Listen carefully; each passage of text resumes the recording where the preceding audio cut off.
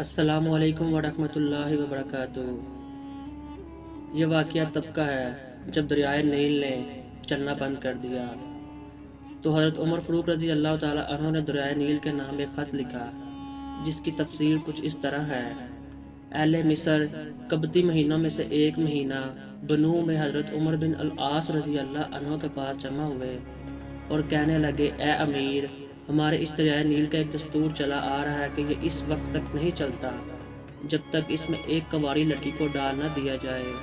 حضرت عمر بن العاص رضی اللہ عنہ نے پوچھا، ہاں بتاؤ، اس دریا کا کیا دستور ہے؟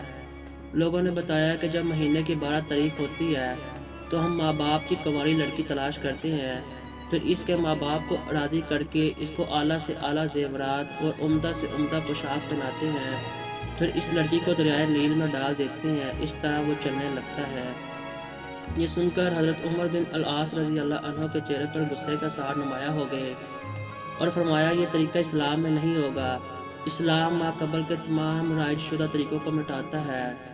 مصر کے لوگوں نے ماہ بونا، ماہ ابیب اور ماہ مصری تک انتظار کیا مگر دریائے نیل میں کوئی فرق نہیں آیا، تھوڑا بہت پانی بھی اس میں نہیں آیا، یہاں تک کہ لوگوں نے وہاں سے کوچ کرنے کا ارادہ کر لیا۔ چنانچہ حضرت عمر بن العاص رضی اللہ عنہ نے حضرت عمر بن الخطاب رضی اللہ عنہ کو اس کے متعلق خط لکھا تو حضرت عمر رضی اللہ عنہ نے جواب میں لکھا کہ تم نے صحیح کہا کہ اسلام ما قبل کے تمام طریقوں کو ختم کرتا ہے۔ میں تمہاری طرف ایک پرچہ بھیج رہا ہوں، جب میرا خط تم تک پہنچے تو یہ پرچہ اس دریائے نیل میں ڈال دینا۔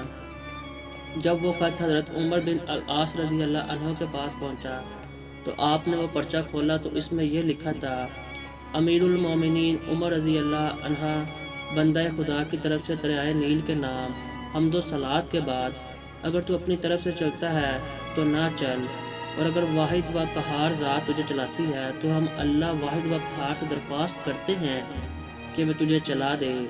حضرت عمر بن العاص رضی اللہ عنہ نے صلیب سے ایک دن پہلے وہ پرچہ دریائے نیل میں ڈال دیا۔ اہل مصر تو وہاں سے کوچ کرنے کی تیاری کر چکے تھے۔ صلیب کے دن صبح کو دیکھا تو معلوم ہوا اللہ تعالیٰ نے اس کو 16 ہاتھ کی مقدار جاری کر دیا۔ اس سال سے یہ بری رسم ختم ہو گئی۔ معزز ناظرین، اگر آپ کو یہ قصہ پسند آیا ہو تو مزید ایسے خوبصورت قصوں کے لیے ہمارے چینل کو ضرور سبسکرائب کریں۔